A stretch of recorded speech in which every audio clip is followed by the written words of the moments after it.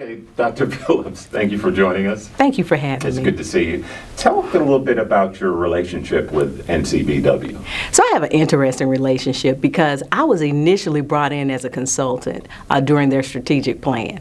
But what happened was the more I heard about the advocacy, I fell in love with it because it reminded me of my roots and what I saw the women in my family doing at a very early age.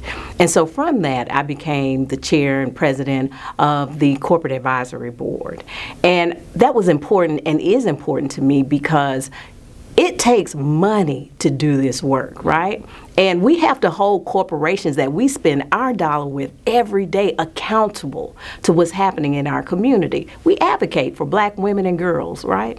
And so having the programs like the STEM programs and educational programs, financial programs, those require dollars.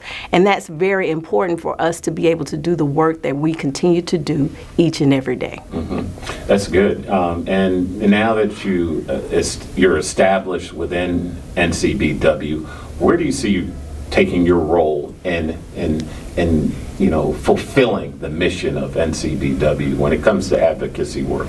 Well, here's what you don't know. I have been working with black women-owned businesses for about 15 years. It is my life's passion. I work in supplier diversity with corporations, helping them to see the value that we can bring to their supply chain.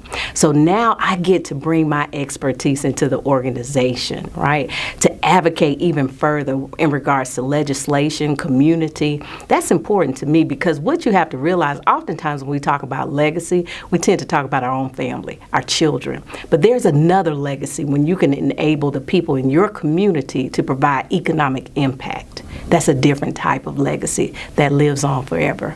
Yeah, I totally agree. And so, Dr. Phillips, what I've seen personally over the past year and a half, yes, during the pandemic and everything, NCBW has kept it going. Yes. And they've been active in so many areas. It's all about economic empowerment. It's about public policy, health, yes, and wellness. Where do you see NCBW? Where would you like to see the organization in the next 6 months to 9 months? So one of the things I'd like to see is the push to bring more black women into the organization. There are a lot of women out here who still aren't that familiar with the organization. We've still got a lot of work to do. So increasing our membership, increasing funding for the organization so that we can get into the community. It would be nice to see us really getting into the high schools, right? Because that's when kids really start to make decisions. And we're out there because we're mentoring, but to be able to expand further would be absolutely amazing. This organization isn't going anywhere, but we've got to capture our young women, get them in, hear their voice, and be there for them, continue to be an advocate for them.